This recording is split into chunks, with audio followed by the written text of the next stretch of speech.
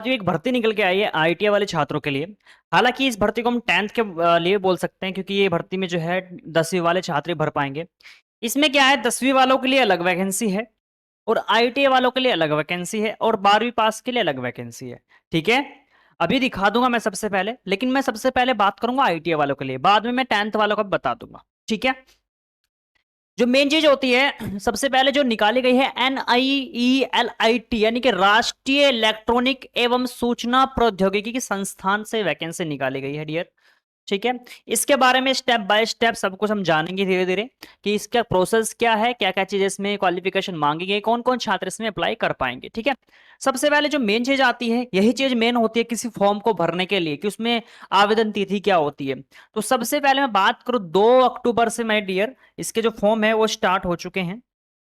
ठीक है ना, 2 अक्टूबर तक जो है 2 अक्टूबर से इसका फॉर्म स्टार्ट हो चुके हैं और 31 अक्टूबर तक जो है इसके आप फॉर्म भर पाएंगे। ठीक है, समझ में आ गया। 2 अक्टूबर से फॉर्म स्टार्ट है, 31 अक्टूबर तक इसके फॉर्म आप भर पाओगे। आयु क्या रखी है महाराज जी इसमें, आयु इसमें रखी है एक छात्र की कम से कम 18 साल, है ना। और जी अधिक से अधिक कितनी होनी चाहिए, चलो मैं साल हटा रहा हूं, अधिक से अधिक कितनी होनी चाहिए, 27 साल। ये इन्होंने क्राइटेरिया रखा है एज का। अब जी साहब जी इसमें क्या चीज है, इसमें देख लेते हैं छूट का क्राइटेरिया क्या है। तो छूट मिलेगी भाई साहब 100%। इसमें जो ओबीसी वाले छात्र हैं महाराज उनको 3 साल की छूट मिलेगी और जो एससी और एसटी वाले छात्र हैं उनको 5 साल की छूट मिलेगी। क्लियर है जी, यानी कि अगर आप ओबीसी के छात्र हो तो आप 30 साल तक इसमें अप्लाई कर सकते हो। ओबीसी के साल छात्र जो है 30 साल तक इसमें अप्लाई कर पाएंगे और जो एससी और एसटी के छात्र हैं वो कब तक अप्लाई कर पाएंगे, 32 साल तक। यहां तक तो किसी का कोई डाउट नहीं होना चाहिए। सर जी योग्यता क्या मांगी है, तो योग्यता सबसे पहले मैं आईटीआई वालों के लिए बात कर लेता हूं। इसमें मांगा है कि भैया हमें 10th प्लस आईटीआई दे दो। इन्होंने ये 2 क्वालिफिकेशन मांगी है कि हमें 10th प्लस आईटीआई दे दो।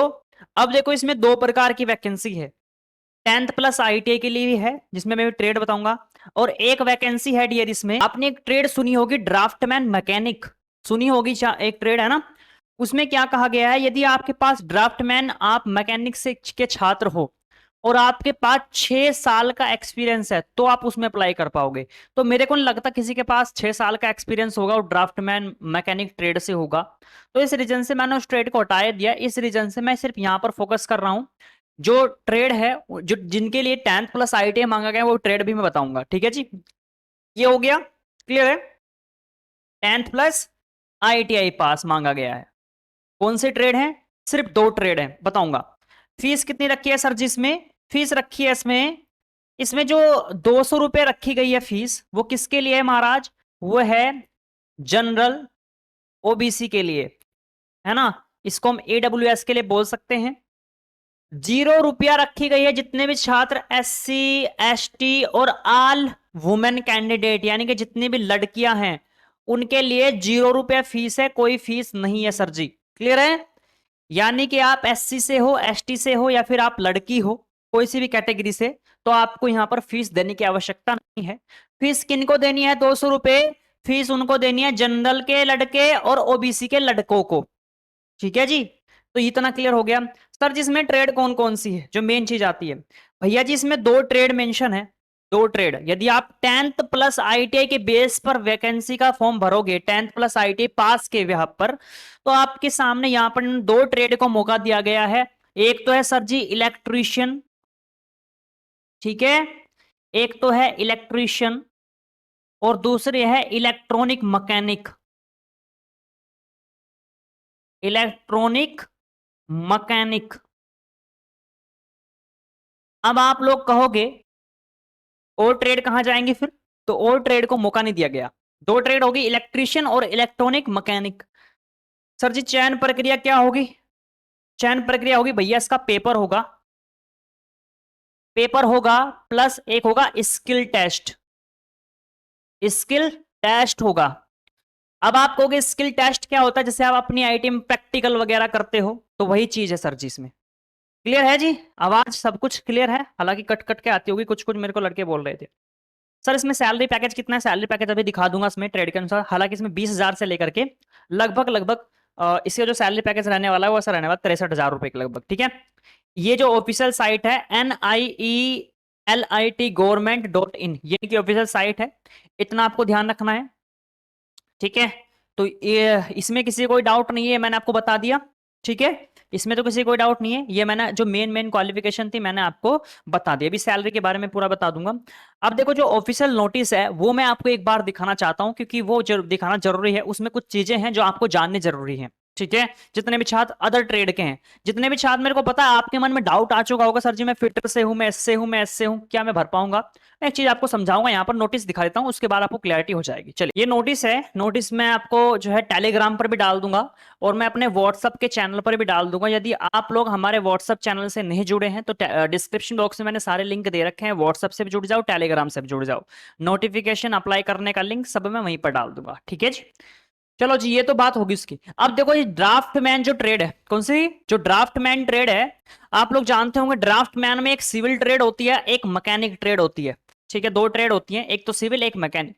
यहां पर जिसने ड्राफ्टमैन से ITI की है ना, मैकेनिकल वाले ग्रुप से, वही जिसके पास 6 साल का एक्सपीरियंस है वही इसमें अप्लाई करेगा, इस वाली पोस्ट में। कौन से, ड्राफ्टमैन सी वाली पोस्ट में, ठीक है जी। यदि आपके पास यहां पर देखो इंटर के लिए भी है, लैब असिस्टेंट की जो पोस्ट है, एक्सपीरियंस मांगा गया है। यदि आप लैब असिस्टेंट ए में अप्लाई करते हो और आपके पास क्या है, 12वीं है, किससे, इन साइंस से, है ना। यदि आपने PCM से कर रखी है 12वीं, है ना, तो आप इस वाली पोस्ट में अप्लाई करोगे, लैब असिस्टेंट वाली में। ये तो होगी उनके छात्रों के लिए जो 12वीं वाले छात्र हैं, ठीक है, 12वीं वालों के लिए। अच्छा जी, ये तो होगी उनके लिए, कोई एक्सपीरियंस नहीं है, जो 12वीं जिनके पास PCM था, 27 साल उम्र है, उनका पेपर होगा। ITI वाले लोगों की हम बात करें, मैंने इसके लिए आपको बता ही दिया, ITI वालों के लिए ट्रेडमैन बी में आप अप्लाई करोगे। ध्यान रखना, जब आप लोग अप्लाई करते हो तो कुछ मेन चीजें होती हैं, जब अप्लाई करते समय आप ध्यान नहीं देते हो। आपको ट्रेडमैन बी में भरना है ना, जो ट्रेड्समैन बी की जो भर्ती है इसमें आपको अप्लाई करना है। सैलरी पैकेज में 19,900 से लेकर के 63,200 रुपए आपको दिए जाएंगे।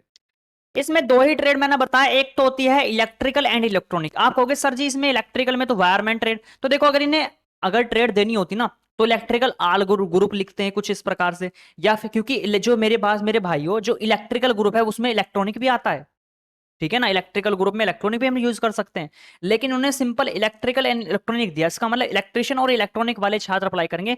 जब मैं फॉर्म की साइट पर गया था, मैं फॉर्म भरने के लिए गया, मैं इस चीज का प्रैक्टिकल करके आया वहां से, तो मेरे को वहां से वो ट्रेड दिखी नहीं। मेरे को या तो इलेक्ट्रिकली वहां पर शो हो रही थी इसी पर सेम टू सेम, और इलेक्ट्रॉनिक ही। उसके बाद काफी सारे छात्र बोलेंगे सर जी मैकेनिकल में फिटर वगैरह आते हैं।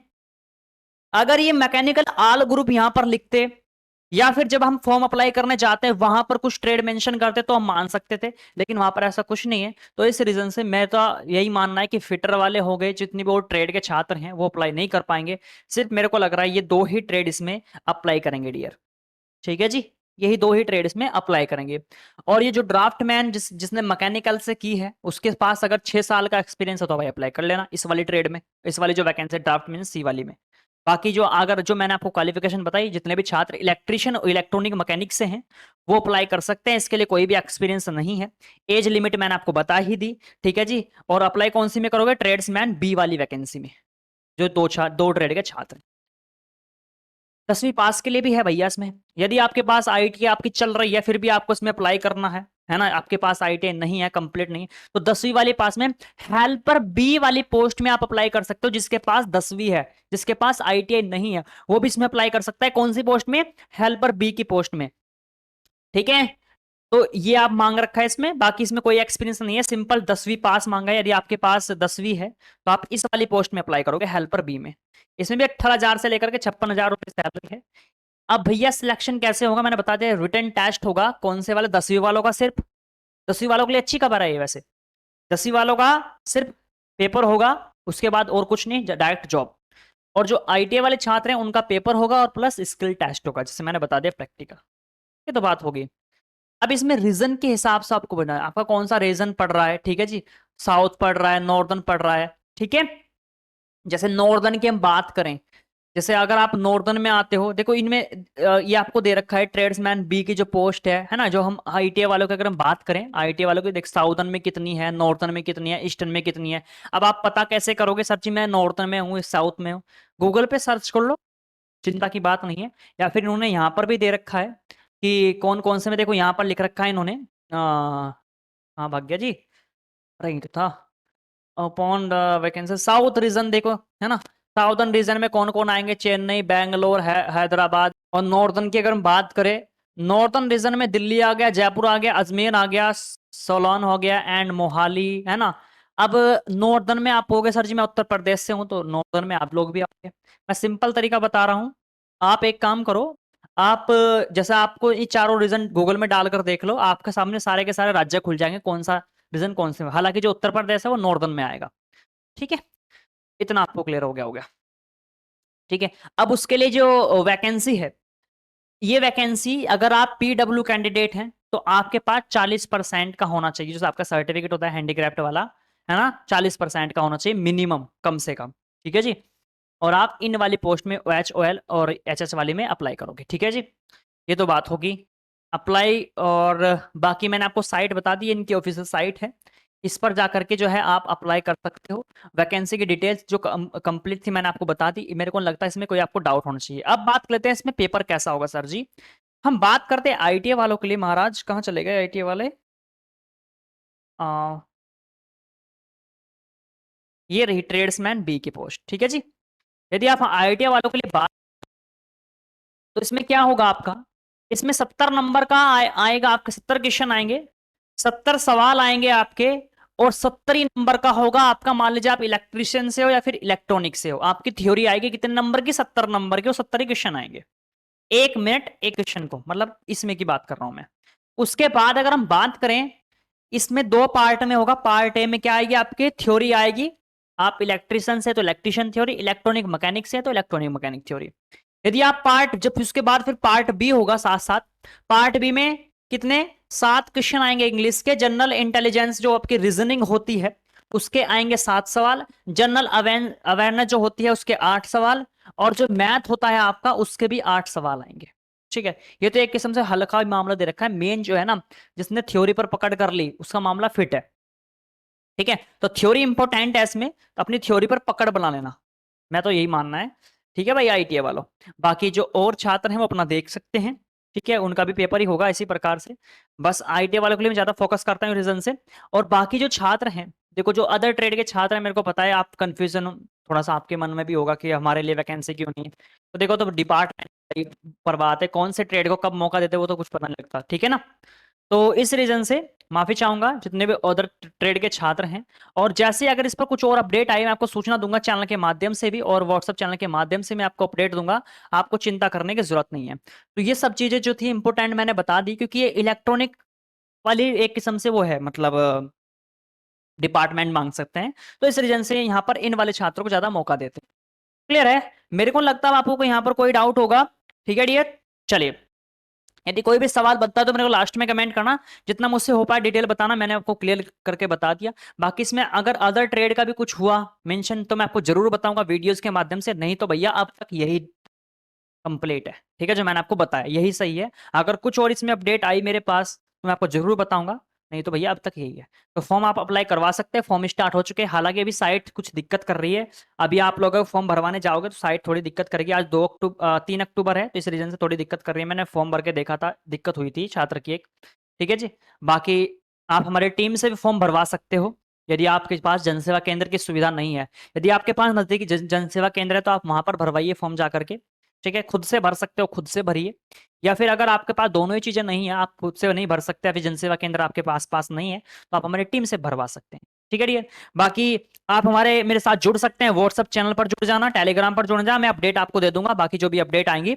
और जो भी सवाल हो मेरे को लास्ट में कमेंट करना। और ITI एग्जाम मोबाइल एप्लीकेशन जरूर डाउनलोड कर लेना। ITI जो मैंने आपको बताया ना, आपकी जो थ्योरी मेन होती है मेरे भाई, यदि आपकी थ्योरी पर पकड़ है ना, तो ऐसी ऐसी वैकेंसी आते हैं ना तो फिल्टर पाड़ दोगे। और थ्योरी कैसे मजबूत होगी, आपकी ITI की, है ना। यदि आपने ITI ढंग से कर रखी है तो इसलिए बोलता हूं अपनी थ्योरी पर फोकस रखा करो, है ना।